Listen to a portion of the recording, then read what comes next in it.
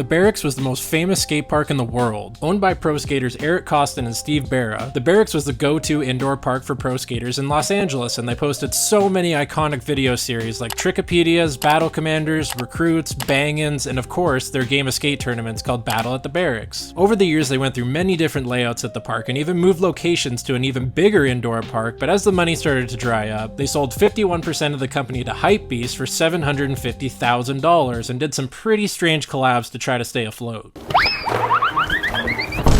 But eventually, in 2023, they closed down the park forever. And then they destroyed it and sold pieces of concrete from the park on Mike Moe's ABD Collectibles website. So these are pieces of the Berrics, and I'm signing of what the rubble we got here.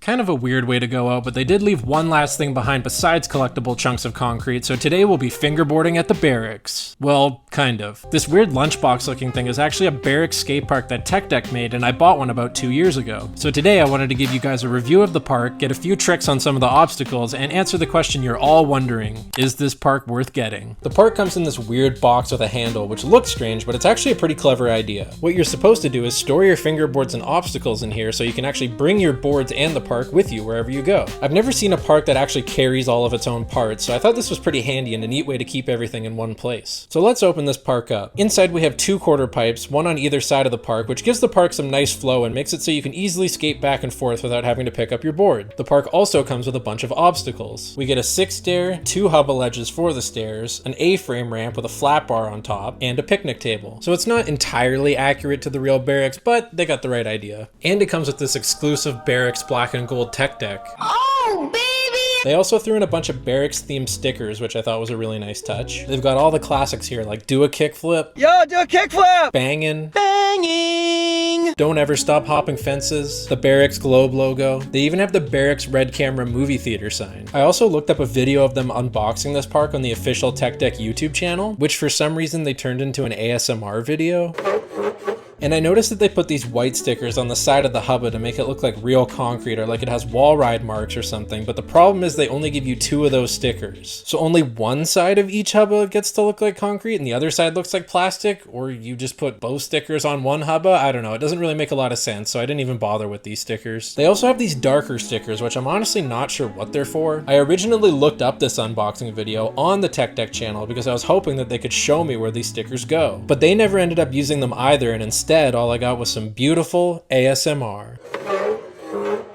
So I wanted to start off with some positives before we get into all the negatives about this Berrics Tech Deck park. The design of the park is actually really cool. I love that they added some of the details from the actual Berrics park walls, like the artwork and some of the fake storefronts. My favorite part by far though is how these walls can be flipped around and turned into a little stand. And the reason they do this is so you can put the stairs in the middle and skate it regular, or you can turn the stairs around and flip the other walls down to skate everything switch. The fact that you can skate everything both directions is actually really well thought out, and it's a ton of fun. I always love skating stairs, and the Berrics 10 stair is so famous, so it's really cool to see a miniature version of it here. You can even put the walls down on both sides and skate some flat ground on this elevated surface, which is a lot of fun as well. This picnic bench is also really cool. It's a lot taller than everything else in the park, which makes it look kind of funny. It's literally taller than the stairs, but it works really well, and it's nice how you can grind on the seat of the bench as well as the table. It does feel pretty out of place with everything else here though, mainly because of how tall it is, but also because every other obstacle has these little pegs that lock into the park. And that makes it so the obstacles don't slide around when you're trying to do tricks, but the picnic table for some reason doesn't have those pegs.